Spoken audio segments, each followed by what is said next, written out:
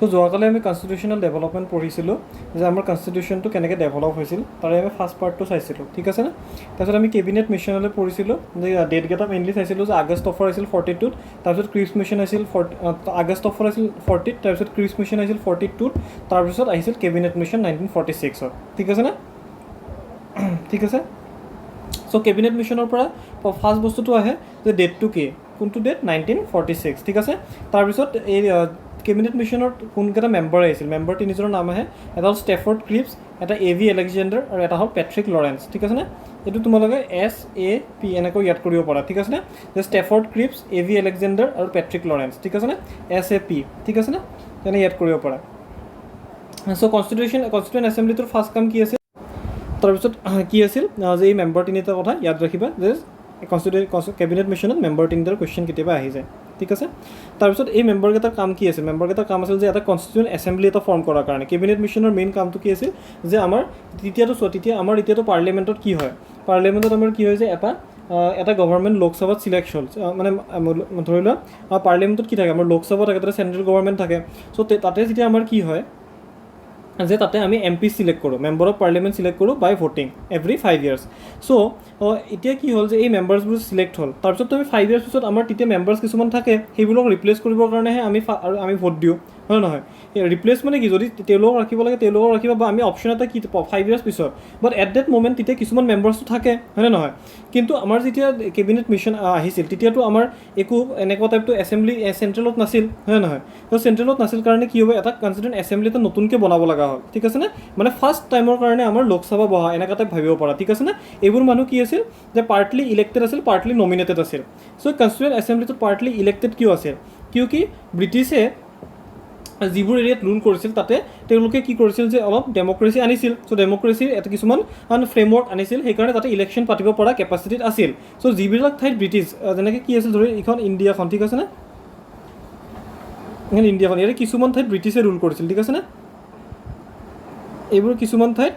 ব্ৰিটিছে ৰুল কৰিছিল ঠিক আছে নে আৰু কিছুমান ঠাইত ব্ৰিটিছে ৰুল কৰা নাছিল ব্ৰিটিছে কি কৰিছিল যে এইবোৰ ঠাইৰ পৰা সিহঁতে কিছুমান টেক্সেছ লৈছিল হয়নে বা কিছুমান সিহঁতৰ হয়তো কিছুমান ট্ৰিটি কৰি লৈছিল যে টেক্স দিব লাগিব ঠিক আছে নে বা সিহঁতৰ ডিফেন্সটো ব্ৰিটিছে চাব সেইটোৰ এগেইনষ্ট সিহঁতক পইচা দিব লাগিব চ' ব্ৰিটিছে ডাইৰেক্টলি কিছুমান ঠাই ৰুল কৰা নাছিল কিউকি আমি জানো যে কিছুমান ঠাই ৰুল কৰিব লাগিলে কেতিয়াবা বহুত ইকনমিক কষ্ট আহি যায় কিউকি কিছুমান ঠাইত যদি মানুহে ব্ৰিটিছক বহুতে বেয়া পায় সেইবোৰ ঠাইৰ পৰা বেছি হিলি এৰিয়া বা ট্ৰাইবেল এৰিয়াবিলাকত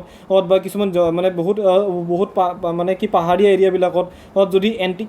এণ্টি ব্ৰিটিছ চেণ্টিমেণ্টটো পূৰা ইণ্ডিয়াতে আছিল তেতিয়া হয় নহয় ব্ৰিটিছটো অকুপায়াৰ ফ'ৰ্চ হয় সেইকাৰণে এণ্টি ব্ৰিটিছ চেণ্টিমেণ্টটো হ'ল ইণ্ডিয়াত আছিল চ' যিবোৰ প্লেইন এৰিয়াছ বা যিবোৰ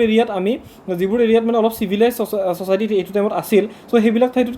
ঠাইতত কি আছিল যে ব্ৰিটিছে নিজে ৰুল কৰিছিল বা কিছুমান ঠাইত যদি বহুত বেকৱাৰ্ড আছিল বা বহুত বেছি মানে কি আছিল মানে ফৰেষ্ট এৰিয়াবোৰ আছিল বা হিলি এৰিয়া আছিল সেইবোৰ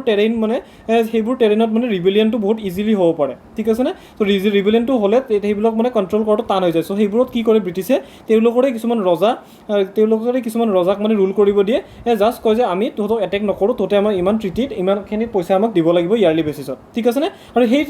সেইবোৰ এৰিয়াকে কি বুলি কয় প্ৰিন্সলি ষ্টেটছ বুলি কয় ঠিক আছে নে এইবোৰ প্ৰিন্সলি ষ্টেট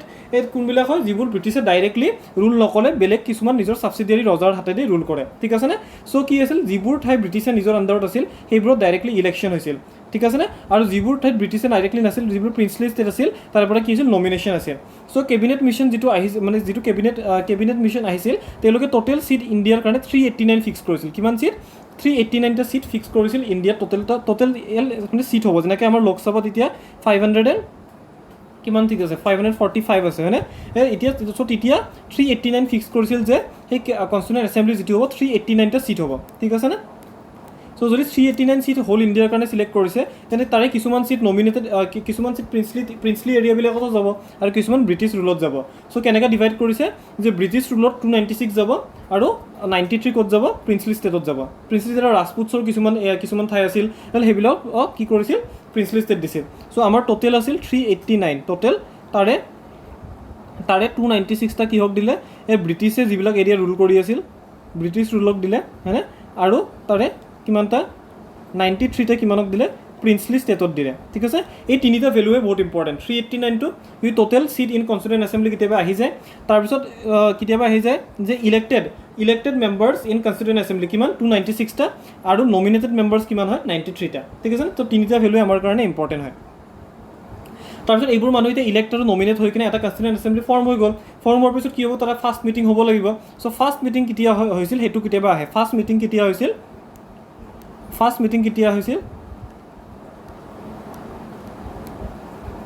1946 হৈছিল 9 ডিচেম্বৰত হৈছিল সেইটো মনত ৰাখিবা ঠিক আছে না চ' মিটিং হোৱাতে কি হ'ব কনষ্টিটিউয়েণ্ট এছেম্বলি 389 জন মানুহ আছে চ' সেই মিটিংখনক এটা কোনোবা মানুহ এটাইতো লিড কৰিব লাগিব না চ' প্ৰথম দিনাখনে যিটো মানুহক চেয়াৰমেন পাতিছিল সেইটো হ'ল শচীন্দ্ৰনাথ সিং ঠিক আছে না এইটো বহুত ইম্পৰ্টেণ্ট কুৱেশ্যন হয় বহুতবাৰ ৰিপিট হৈছে ঠিক আছে না চ' ফাৰ্ষ্ট টাইম যোনে লিড কৰিছিল তেওঁৰ নাম কি শচীন্দ্ৰনাথ সিং আৰু কিমান তাৰিখে লিড কৰিছিল 9 ডিচেম্বৰ 1946 যেতিয়া ফাৰ্ষ্ট মিটিং হৈছিল কিন্তু এইজন মানুহ জাষ্ট টেম্পৰাৰী আছিল কিউকি ফাৰ্ষ্ট ডে চব বস্তু ফাৰ্ষ্ট ডে যেতিয়া আমাৰ এতিয়াও যদি আমাৰ লোকসভা বহে তেতিয়া এটা প্ৰটাৰ্ম স্পীকাৰ বুলি এটা থাকে প্ৰটাৰ্ম মানে কি তেওঁ temporary speaker just first day তেওঁ মানে যেতিয়ালৈ পাৰ্মানেণ্ট স্পীকাৰ এটা নাহে তেতিয়ালৈ মানে প্ৰটাৰ্ম স্পীকাৰটোৰ কাম হ'ল যে তেওঁ হাউচটোক মেইনটেইন কৰিব লাগে চিমিলাৰলি তেতিয়া ফাৰ্ষ্ট মিটিংটো যেতিয়া কনষ্টিটিউয়েণ্ট এছেম্বলিৰ হৈছিল তেতিয়া হাউচটোক মেইনটেইন কৰাৰ কাৰণে এজন মানুহক চেয়াৰমেন পাতিছিল সেইটো হ'ল শচীন্দ্ৰনাথ সিং হা ঠিক আছে নে এইটো কুৱেশ্যন কেতিয়াবা আহি থাকে তেওঁ টেম্পৰাৰী প্ৰেচিডেণ্ট আছে তাৰপিছত তাৰে দুদিন পিছত মানে কি 11 ডিচেম্বৰত ছেকেণ্ড মিটিং হ'ল আৰু তেতিয়া first time permanent president select হ'ল ৰাজেন্দ্ৰ প্ৰসাদ ঠিক আছে নে পাৰ্মানেণ্ট প্ৰেচিডেণ্ট কোন চিলেক্ট হ'ল ৰাজেন্দ্ৰ প্ৰসাদ আৰু তেওঁ পিছলৈ যাই কিনে আমাৰ ফাৰ্ষ্ট ইণ্ডিয়ান প্ৰেচিডেণ্টটো হয় ঠিক আছে নে তাৰপিছত 11 ডিচেম্বৰত কি হ'ল প্ৰেচিডেণ্টটো ফাৰ্ষ্ট পাৰ্মানেণ্ট প্ৰেচিডেণ্ট চিলেক্ট হ'ল ঠিক আছে নে তাৰে আৰু 4 ডেজ পিছত মানে 13 ডিচেম্বৰত এই কনষ্টিটিউয়েণ্ট এছেম্বলিত জৱাহৰলাল নেহৰুৱে ফাৰ্ষ্ট টাইম বিল এখন আছিল এইটো হ'ল অবজেক্টিভ ৰিজলিউশ্যন ঠিক আছে নে এইটোও বহুত ইম্পৰ্টেণ্ট কিউকি অবজেক্টিভ ৰিজলিউশ্যনখনে আমাৰ প্ৰিএম্বল যিটো আছে কনষ্টিটিউশ্যনৰ প্ৰিএম্বলটোৰ এটা বেচিছ বুলিও কোৱা যায় কিউকি অবজেক্টিভ ৰিজলিউশ্যনত যিবোৰ বস্তু লিখা আছিল সেইবোৰ বস্তুৱে আমাৰ প্ৰিএম্বলটোত লিখা আছে আৰু অবজেক্টিভ ৰিজলিউশ্যনটো কি আছিল যে আমাৰ এই বিলটো জৱাহৰলাল নেহৰুৱে পুট ফৰৱাৰ্ড কৰিছিল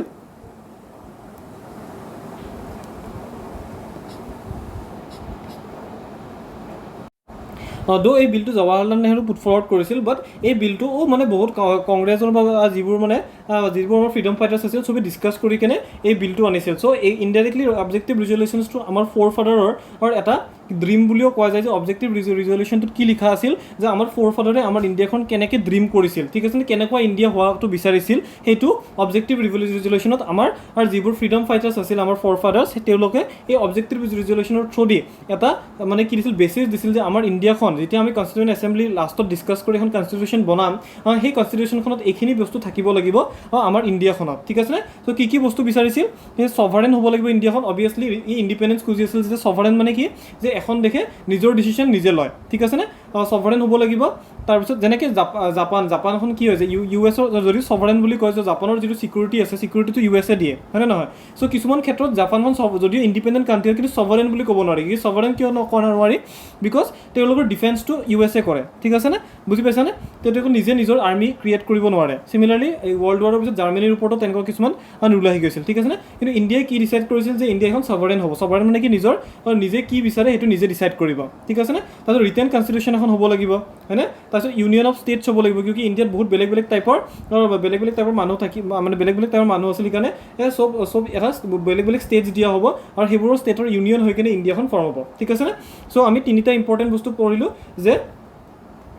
কনষ্টিটিউয়েণ্ট এছেম্বলি এই কেবিনেট মিছন আহিছিল অহাৰ পিছত কনষ্টিটিউয়েণ্ট এছেম্বলি ফৰ্ম কৰিছিল তাতে কিছুমান ইলেক্টেড মেম্বাৰ্ছ আছিল আৰু কিছুমান নমিনেটেড আছিল ইলেক্টেড কোনবিলাক আছিল যিবোৰত ব্ৰিটিছে ৰুল কৰিছিল তাৰ সংখ্যাটো হ'ল 296 আৰু নমিনেটেড কোনবিলাক আছিল যিবোৰ ব্ৰিটিছে ডাইৰেক্টলি ৰুল কৰা নাছিল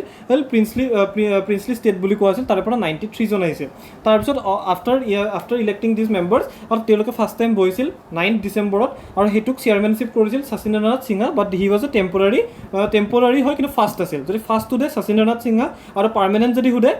এই শচীন্দ্ৰনাথ সিংহাক দুদিন পিছত ৰাজেন্দ্ৰ প্ৰসাদে ৰিপ্লেচ কৰে ঠিক আছে নে ৰাজেন্দ্ৰ প্ৰসাদে 11 ডিচেম্বৰত ৰিপ্লেচ কৰে তাৰে দুদিন পিছত জৱাহৰলাল নেহৰু অবজেক্টিভ ৰিজলিউশ্যন বুলি এটা ৰিজলিউশ্যন বিল এখন আনিছিল ক'ত আনিছিল কনষ্টিটিউয়েণ্ট এছেম্বলিত আনিছিল আৰু সেইখন বিল এটা কি আছিল আমাৰ ইণ্ডিয়াখন কেনেকুৱা হ'ব তাৰে এটা মানে ব্লু প্ৰিণ্ট এটা আছিল যে কনষ্টিটিউশ্যনখন যে আমি বনাম কনষ্টিটিউয়েণ্ট এছেম্বলি 2 বছৰ বা 3 বছৰ বহি কিনে যে বনাম তাৰপিছত এইবোৰ বস্তু সেই কনষ্টিটিউশ্যনত থাকিব লাগিব ফাৰ্ষ্টটো ৰিটেন হ'ব লাগিব তাৰপিছত ছাভাৰেন হ'ব লাগিব ইউনিয়ন অফ ষ্টেটছ হ'ব লাগিব আৰু কিবা কিবি বহুত বস্তু লিখা আছিল জাষ্ট কিছুমান বস্তু ইয়াতে লিখি দিছোঁ ঠিক আছে নে এতিয়া 13 ডিচেম্বৰত বিলটো জৱাহৰলাল নেহেৰু ইণ্ট্ৰডিউচ কৰিছিল কিন্তু পাছ হোৱা নাছিল পাছ হোৱাৰ কাৰণে কি তাতে তাৰ ওপৰত ডিছকাশ্যন হ'ব হয়নে আমাৰ যেনেকৈ এতিয়াৰ টাইমতো ডিছকাশ্যন হয় ডেলিগেশ্যন হয় তাৰপিছত কাউণ্টাৰ কুৱেশ্যন হয় তাৰপিছতে ফাইনেলি বিল এখন কি হৈ যায় পাছ হৈ যায় চ' কি হৈছিল যে 13 ডিচেম্বৰৰ পিছত নিয়াৰলি কিমান 1 month 10 days পিছত 22nd জানুৱাৰীত 22nd জানুৱাৰী 1947ত অবজেক্টিভ ৰিজলিউশ্যনটো পাছ হৈ গৈছিল চ' জেনেৰেলি এই 13 ডিচেম্বৰটো আহে ঠিক আছে অবজেক্টিভ ৰিজলিউশ্যন কেতিয়া ইণ্ট্ৰডিউচ কৰিছিল বা কোনে ইণ্ট্ৰডিউচ কৰিছিল এইটো আহে কোনে কৰিছিল জৱাহৰলাল নেহেৰু কেতিয়া কৰিছিল 13 ডিচেম্বৰ 1946 যদি কেতিয়াবা এক্সাম টান হৈ যায় তেতিয়া অবজেক্টিভ ৰিজলিউশ্যন কেতিয়া পাছ হৈছিল সেইটো আহি যায় পাছ কেতিয়া হৈছিল 22nd জানুৱাৰী 1947ত পাছ হৈছে ঠিক আছে নে বুজিলোঁ ঠিক আছে তাৰপিছত 1947ত আৰু কিছুমান বস্তু হৈছিল তাহলে সেইকেইটা বস্তু আমি জানিব লাগে যে 22nd কিউকি চোৱা আমাৰ 15 আগষ্টত আমাৰ ইণ্ডিয়াখন ইণ্ডিপেণ্ডেন্স হৈছিল হয়নে চ' ইণ্ডিপেণ্ডেন্সৰ দিনাখনে আমি ট্ৰাইকালাৰ আমি কিছুমান বস্তু লজিক দি চাব পাৰোঁ যে ইণ্ডিপেণ্ডেন্সৰ দিনাখনে আমি কি ট্ৰাইকালাৰ ফ্লেগখন হষ্ট কৰিব লাগিব চ' ইণ্ডিপেণ্ডেন্সৰ আগতে আমি আমাৰ ট্ৰাইকালাৰ ফ্লেগখন ৰেডি কৰিব লাগিব নে নাই চ' 15 আগষ্টত আমাৰ ইণ্ডিপেণ্ডেন্স হৈছিল চ' সেইকাৰণে 22nd জুলাইত আমি নিজৰ ট্ৰাইকালাৰ ফ্লেগখন কি কৰিছিলোঁ আমি ৰেডি কৰিছিলোঁ ঠিক আছে নে বুজি পাইছেনে এইটো কুৱেশ্যনো আহে যে আমি ট্ৰাইকালাৰ ফ্লেগখন কেতিয়া আমি ফাৰ্ষ্ট টাইম ৰিলিজ কৰিছিলোঁ 22nd জুলাই 1947 লজিকেলিও ভাবিব পৰা যে 15 আগষ্টত আমি যদি ইণ্ডিপেণ্ডেন্স ডে পাতিব লাগে ফাৰ্ষ্ট টাইমৰ কাৰণে তেতিয়া আমাক ফ্লেগ এখন লাগিব চ' তাৰে নিয়াৰলি কিমান 15 আৰু 23 বা 25 ডেজ আগতে আমি নিজৰ ট্ৰাইকালাৰখন ফাৰ্ষ্ট টাইমৰ কাৰণে আহিছিলোঁ ঠিক আছে ইণ্ডিয়াত এদিন আগতে পাকিস্তানে ইণ্ডিপেণ্ডেন্স পাইছিল এইটো জানিব পৰা ঠিক আছে তাৰপিছত কি হ'ল ইণ্ডিপেণ্ডেন্স এক্ট আহি গ'ল হয়নে এক্ট এখন পাছ কৰিলে তাৰপিছত মাউণ্ট বেটেনে বনাইছিল সেই এক্টখন মানে এইটো কেতিয়াবা সোধে যে ইণ্ডিয়ান ইণ্ডিপেণ্ডেন্স এক্ট কেতিয়া আহিছিল 1947 ইজি হয় ইণ্ডিপেণ্ডেন্স যদি 1947ত আহিছিল চ' এক্টখনো 1947ত আহিছিল কিন্তু এক্সামত যেতিয়া কুৱেশ্যন আহিছে আমি আজিকালি নিগেটিভ মাৰ্কিং থকাৰ কাৰণে কনফিউজ হৈ যাব পাৰোঁ হয়নে চ' সেইকাৰণে 1947ত আহিছিল কোনে আনিছিল লৰ্ড মাউণ্ট বেটেনে আনিছিল ঠিক আছে বুজিলোঁ এতিয়া আগতে আমি কি দেখিলোঁ কনষ্টিটিউয়েণ্ট এছেম্বলি দুটা পাৰ্টত ডিভাইড আছিল যে এটা হ'ল ইলেক্টেড এটা হ'ল নমিনেটেড কিন্তু আমি 1947ৰ পিছত আমি গম পালোঁ যে ইণ্ডিয়াখন দুটা পাৰ্টত ভাগ হৈ গ'ল হয়নে নহয় ইণ্ডিয়া আৰু পাকিস্তান ঠিক আছে নে ইউনাইটেড ইণ্ডিয়াটো দুটা পাৰ্টত ভাগ হৈ গ'ল ইণ্ডিয়া আৰু পাকিস্তান চ' এতিয়া আমাক এই কনষ্টিটিউয়েণ্ট এছেম্বলি যে 389 মেম্বাৰ্ছ তাৰে কিছুমান মেম্বাৰ্ছ ক'ত গুচি যাব এই 389 মেম্বাৰৰ কিছুমান মেম্বাৰ ক'ত গুচি যাব কিছুমান মেম্বাৰ পাকিস্তানৰ ফালে গুচি যাব কিছুমান ইণ্ডিয়াত থাকিব ইণ্ডিয়াৰ পৰা যিবোৰ ইলেক্টেড হৈ আহিছিল বা ইলেক্টেড বা নমিনেটেড হৈ আছিল এইবোৰ ইণ্ডিয়াত থাকিব পাকিস্তানৰ পৰা যিবোৰ ইলেক্টেড বা নমিনেটেড হৈ আছিল এইবোৰ পাকিস্তানত থাকিব হয় নহয় চ' তেনেকৈ যদি ডিভিজন কৰোঁ আমাৰ 299 আৰু 90 আহে ইণ্ডিয়াত 299 আহে অভিয়াছলি ইণ্ডিয়াখন ডাঙৰ হয় চ' 299 আৰু পাকিস্তানত 90 আহে যিকোনো এটা মনত কৰিব পাৰে কিউকি টোটেলটো আমি ইয়াত ৰাখিম 389 যিকোনো এটা মনত ৰাখিলে এইটোৰ পৰা মাইনাছ কৰি দিলে তোমালোকে পাকিস্তানৰটো পাই যাবা ঠিক আছে বুজিলোঁ চ' তাৰপিছত আহিল যে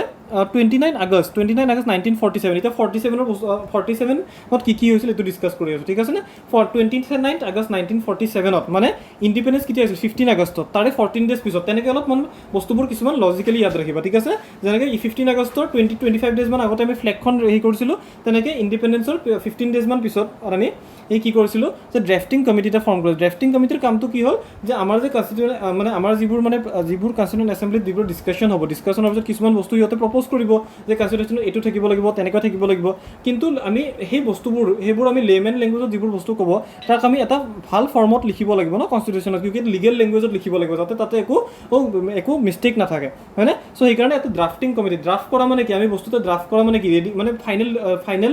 লঞ্চৰ আগতে আমি কিছুমান বস্তু ড্ৰাফটিং কৰোঁ কিছুমান ভুলটো ৰাইট কৰোঁ বা লিখা ষ্টাইলটো চেঞ্জ কৰোঁ সেইকাৰণে আমি কি হ'ল ড্ৰাফটিং কমিটি এটা হৈছিল চ' তেওঁ কাৰ আণ্ডাৰত হৈছিল বি আৰ আম্বেদকাৰৰ আণ্ডাৰত হৈছিল ঠিক আছে নে চ' বি আৰ আম্বেদকাৰক ফাদাৰ অফ ইণ্ডিয়ান কনষ্টিটিউশ্যন বুলিও কোৱা হয় কিউকি তেওঁ ফাইনেলি বস্তুখন ৰেডি কৰিছিল হয়তো তেওঁ গোটেই আইডিয়া মানে কনষ্টিটিউশ্যনখন তেওঁ লিখা নাছিল কিন্তু তেওঁ ড্ৰাফ্ট কৰিছিল ড্ৰাফ্ট মানে কি এই যে সেইটোক এটা ফৰ্ম দিছিল মানে মানুহৰ আইডিয়াছবোৰ এটা ফৰ্ম বনাইছিল ফৰ্ম দিছিল সেইকাৰণে তেওঁক ফাদাৰ অফ ইণ্ডিয়ান কনষ্টিটিউশ্যন বুলি কোৱা হয় ঠিক আছে নে এইটো কুৱেশ্যনো আহে যে বি আৰ আম্বেদকাৰক কি বুলি কয় ফাদাৰ অফ ইণ্ডিয়ান কনষ্টিটিউশ্যন কাক কোৱা হয় ঠিক আছে নে আৰু ড্ৰাফটিং কমিটি কেতিয়া হৈছিল 29 আগষ্ট এইটো কেতিয়াবা আহি যায় ঠিক আছে নে বহুত ৰেয়াৰ হয় APSCৰ কাৰণে কিন্তু তথাপি যদি কেতিয়াবা এক্সাম টান হয় আহি যাব পাৰে ঠিক আছে তাৰপিছত এইবোৰ কুৱেশ্যন কেতিয়াবা আহি গৈছিল ফাৰ্ষ্ট ড্ৰাফ্ট কিমান হৈছিল ফেব্ৰুৱাৰী 1948 হৈছিল যদিও 47ত ড্ৰাফটিং কমিটি ৰেডি হৈছিল কিন্তু তাৰপিছত বহুত ফাৰ্ষ্ট টাইম ড্ৰাফ্ট কিমান 1948 হৈছিল টোটেল 3টা ৰিডিংছ হৈছিল ঠিক আছে এইবোৰ আমাৰ APSC কাৰণে ইমান ইম্পৰ্টেণ্ট নহয় তথাপি জানি থোৱাটো ভাল যদি কেতিয়াবা এক্সামটো টান হয় তেতিয়া যাতে পাৰি যোৱা ঠিক আছে চ' আমাৰ 1946ত কনষ্টিটিউৱেণ্ট এছেম্বলিটো বহিছিল মনত আছেনে 9 ডিচেম্বৰত শচীন্দ্ৰনাথ সিনহাৰ আণ্ডাৰ চেয়াৰমেনশ্বিপত ফাৰ্ষ্ট টাইম 1946ত বহিছিল 9 ডিচেম্বৰত কিন্তু তাৰ পৰা যি কনষ্টিটিউৱেণ্ট এছেম্বলি বহুতবাৰ বহি কেনে লাষ্ট বহুতবাৰ বহি তাৰপিছত বহুত ৰিকমেণ্ডেশ্যনছ দিলে সেইবোৰ ড্ৰাফটিং কমিটিয়ে ড্ৰাফ্ট কৰিলে চ' সেইবোৰ কৰোঁতে নিয়াৰলি আমাৰ কিমান বছৰ গ'ল যে 2 year 11 month 18 days গৈছিল ঠিক আছেনে আৰু ফাইনেলি 26 নৱেম্বৰ 1949ত আমাৰ কনষ্টিটিউশ্যনখন লিখা কমপ্লিট হৈছিল ঠিক আছেনে আৰু এইটোক আমি এডপ্টেড বুলি কওঁ কি কৈছিলোঁ আমি কনষ্টিটিউশ্যন এডপ্ট কৰিছিলোঁ এডপ্ট বা এনেক্টেড বুলিও কয় ঠিক আছে না কিছু কুৱেশ্যনত আহিছে চ' 26 নৱেম্বৰ 1949ত আমি আমাৰ কনষ্টিটিউশ্যনখন কি কৰিছিলোঁ এডপ্ট কৰিছিলোঁ বা এনেক্ট কৰিছিলোঁ ঠিক আছে না চ' এইটো কুৱেশ্যন কেতিয়াবা আহি যায় কিয় আমি 46ত কনষ্টিটিউৱেণ্ট এছেম্বলি বহি কিনে কনষ্টিটিউশ্যন বনোৱা ষ্টাৰ্ট কৰিছিল কিন্তু বনোৱা কমপ্লিট কেতিয়া হৈছিল নিয়াৰলি 2 year 11 month 18 days পিছত মানে 18 days পিছত এইটো যদি এড কৰি দিয়া তোমালোকে কিমান 9 ডিচেম্বৰ 1946ৰ লগত তোমালোকে পাবা কিমান এই 26 নৱেম্বৰটো পাবা ঠিক আছে 26 নৱেম্বৰ 1949ত আমাৰ কনষ্টিটিউশ্যনটো ৰেডি হৈ গৈছিল ঠিক আছে কিন্তু যদিও ৰেডি হৈছিল এইটো আমি ইণ্ডিয়াত লাগু কৰা নাছিলোঁ কিয় লাগু কৰা নাছিলোঁ এইকাৰণে লাগু কৰা নাছিলোঁ কিয় 1930ত ঠিক আছে না ইয়াতে মই লিখি দিছোঁ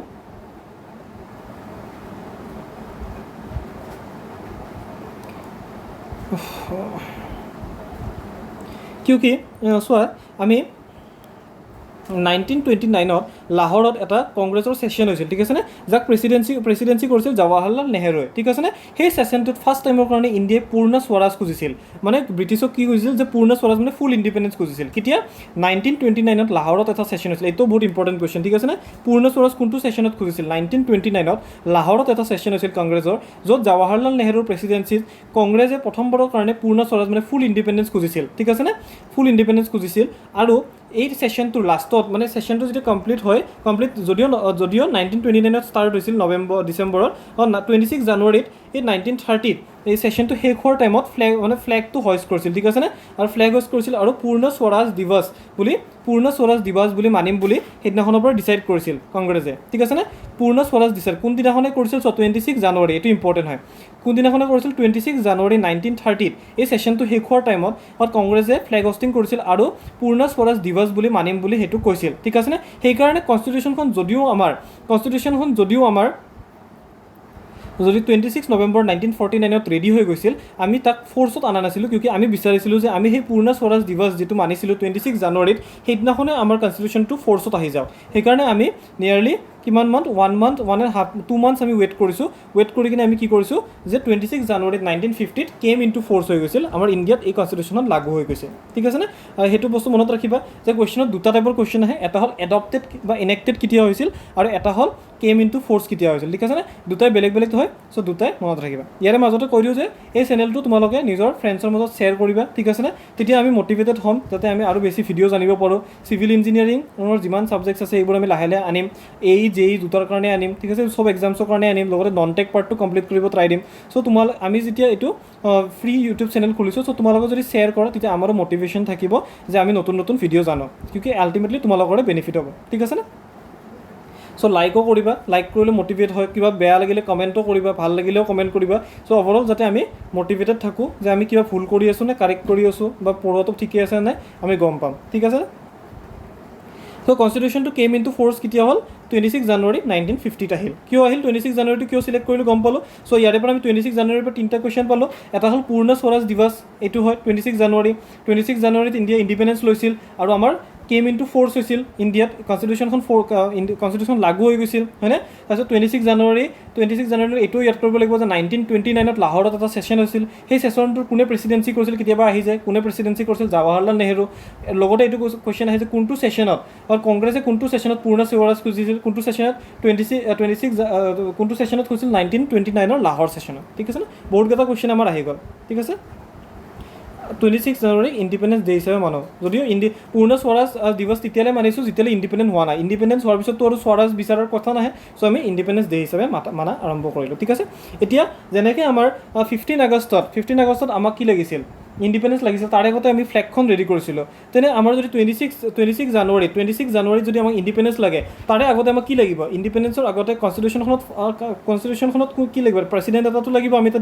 কনষ্টিটিউশ্যনখনত প্ৰেচিডেণ্টৰ কথা লিখা আছে চ' আমি 24 জানুৱাৰীত দুদিন আগতে আমি কি কৰিলোঁ প্ৰেচিডেণ্ট নিজৰ ৰাজেন্দ্ৰ প্ৰসাদক আমি সেই কৰিলোঁ ঠিক আছে নে ডিচাইড কৰিলোঁ যে ৰাজেন্দ্ৰ প্ৰসাদ আমাৰ প্ৰেচিডেণ্ট হ'ব ঠিক আছে নে আৰু লগতে নেশ্যনেল এন্থেম এটাও লাষ্টৰ টাইম ফ্লেগটো ৰেডি কৰিছিলোঁ যদিও এন্থেম নাছিল চ' নেশ্যনেল এন্থেমটো আমি ৰেডি কৰিলোঁ 24 জানুৱাৰী 1950 জানা গানা মানা যিটো আছিল সেইটো আমি ডিচাইড কৰিলোঁ ঠিক আছে চ' আমাৰ কনষ্টিটিউশ্যনখন যে আহিলে তাতে কিমান আৰ্টিকেলছ আছিল ইনিচিয়েলি কেতিয়াবা আহি যায় ইনিচিয়েলি আছিল 395টা আৰ্টিকেল আছিল সেই 395টা আৰ্টিকেল যেনেকৈ A1 A2 A3 এনেকৈ বহুতো আৰ্টিকেলছ থাকিব A4 A5 ধৰি লওক এই তিনিটা আৰ্টিকেল কিবা এটা পাৰ্টিকুলাৰ মেটাৰ এক্সৰ বিষয়ে হয় এই দুটা ৱাইৰ বিষয়ে হয় চ' এই এক্সটোক আমি পাৰ্ট বুলি কওঁ এটা পাৰ্টত কিবা এটা পাৰ্টিকুলাৰ বস্তুৰ ওপৰতহে ডিচিশ্যন হ'ব মানে এটা পাৰ্টিকুলাৰ বস্তুৰ ওপৰতে আৰ্টিকেল থাকিব এই ৱাইটোক এটা বেলেগ পাৰ্ট বুলি কওঁ চ' সেইকাৰণে আৰ্টিকেলত আমাৰ 395টা আৰ্টিকেল আছিল কিন্তু পাৰ্ট কিমানটা আছিল সেই পাৰ্ট আছিল 22 মানে 22টা পাৰ্টত আমি বেলেগ মানে আৰ্টিকেলছ কিছুমান যেনেকৈ ফাৰ্ষ্ট পাৰ্টত আমি ধৰি লওক 5টা আৰ্টিকেল ৰাখিলোঁ ছেকেণ্ডটোত 10টা লিখিলোঁ এনেকৈ এভৰি পাৰ্টত মিলি কেনে এভৰি পাৰ্টত আমি কি চব এই 395টা আৰ্টিকেলটোক ডিভাইড কৰি দিছোঁ বেছড অন সেই পাৰ্টটো কিহৰ ওপৰত ডিছকাশ্যন কৰি আছে ঠিক আছে নে তাৰপিছত শেডিউল আছে শেডিউল আমাৰ 8টা আছে ঠিক আছে মনত ৰাখিবা চ' কুৱেশ্যনটো আহে দুটা টাইপৰ কুৱেশ্যন আহে যে আৰ্টিকেল এতিয়া কিমান আছে এতিয়াতো নাহে কেতিয়াবা জেনেৰেলি কনষ্টিটিউশ্যনখন বনোৱাৰ টাইমতো আহে ত' এতিয়াৰটো আহিলে আমাৰ আৰ্টিকেলছ নাহে আমাৰ পাৰ্টছ আহে আৰু শেডিউল আহে ঠিক আছে নে এইটো আমি ডিছকাছ কৰি আছোঁ চ' ইণ্ডিপেণ্ডেঞ্চৰ টাইমত কি আছিল 395টা আৰ্টিকেল আছিল 22টা পাৰ্ট আছিল আৰু 8টা শেডিউল আছিল ঠিক আছে নে আৰু টোটেল টাইম কনষ্টিটিউশ্যনটো বনোৱাতে কিমান ইয়াৰ লাগিল 2 year 11 months 18 days ঠিক আছে এইখিনিটো গম পালে যিমান বস্তু ডিছকাছ কৰিলোঁ শ্বৰ্টত চ' কনষ্টিটিউশ্যন এছেম্বলি ইলেকশ্যন কেতিয়া হৈছিল 1946ত ফাৰ্ষ্ট মিটিং কেতিয়া হৈছিল 9 ডিচেম্বৰ 1946ত ইয়াৰ চেয়াৰমেনশ্বিপ কোন আছিল শচীন্দ্ৰনাথ সিনহা ঠিক আছে নে ছেকেণ্ড মিটিং কেতিয়া হৈছিল দুদিন পিছত 11 ডিচেম্বৰ 1946ত ইয়াৰ প্ৰেচিডেণ্ট কোন আছিল ৰাজেন্দ্ৰ প্ৰসাদ থাৰ্ড মিটিং কেতিয়া হৈছিল যেতিয়া জৱাহৰলাল নেহৰু অবজেক্টিভ ৰিজলিউশ্যনটো আনিছিল 13 ডিচেম্বৰ 1946ত ঠিক আছে নে অবজেক্টিভ ৰিজলিউশ্যনটো মুভ কৰিছিল ঠিক আছে নে অবজেক্টিভ ৰিজলিউশ্যন পাছ কেতিয়া হ'ল নিয়াৰলি 1 month 10 days পিছত 26 জানুৱাৰী 1947ত ঠিক আছে নে তাৰপিছত নেশ্যনেল ফ্লেগ আমি কেতিয়া ৰেডি কৰিলোঁ আমাৰ ইণ্ডিপেণ্ডেঞ্চৰ 25 days আগত আমি ৰেডি কৰিলোঁ কেতিয়া 22 জুলাই 1947ত ঠিক আছে নে ইণ্ডিপেণ্ডেঞ্চ কেতিয়া পালে 15 আগষ্ট 1947ত তাৰপিছত ইণ্ডিপেণ্ডেঞ্চৰ 15 days পিছত আমি ড্ৰাফটিং কমিটি এটা আনিছিলোঁ 29 আগষ্ট 1947ত এই ড্ৰাফটিং কমিটিটো কোনে লিড কৰিছিল B.R. আম্বেদকাৰ তেওঁক ফাদাৰ অফ ইণ্ডিয়ান কনষ্টিটিউশ্যন বুলিও কোৱা হয় ঠিক আছে নে ঠিক আছে তাৰপিছত কনষ্টিটিউশ্যনখন নিয়াৰলি 2 year 11 months আৰু 18 days পিছত 26 নৱেম্বৰ 1949ত ৰেডি হৈ গ'ল টোটেল 3টা ড্ৰাফ্ট আছিল ঠিক আছে নে 3টা ড্ৰাফ্ট আছিল ফাইনেল ড্ৰাফ্টটো একচেপ্ট কৰিলে ঠিক আছে তাৰপিছত নেশ্যনেল এন্থেম আৰু ৰাজেন্দ্ৰ প্ৰসাদক প্ৰেচিডেণ্ট বনাইছিল নিয়াৰলি কি কয় কনষ্টিটিউশ্যনৰ ফ'ৰ্চত অহা দুদিন আগতে মানে 24 জানুৱাৰী 1950 আৰু কনষ্টিটিউশ্যনৰ ফ'ৰ্চত আহিছিল 26 জানুৱাৰী 1950 ঠিক আছে নে এইখিনিতো আগতে ডিছকাছ কৰিলোৱে যে লাহোৰ ছেশ্যনটো কি হয় ঠিক আছে নে পূৰ্ণ স্বৰাজ খুজিছে ঠিক আছে চ' আজি আমি কনষ্টিটিউশ্যনেল ডেভেলপমেণ্ট এইখিনিতে আমি এণ্ড কৰিলোঁ ঠিক আছে থেংক ইউ ছাবস্ক্ৰাইব কৰিবা লাইক কৰিবা আৰু শ্বেয়াৰ কৰি দিবা ঠিক আছে থেংক ইউ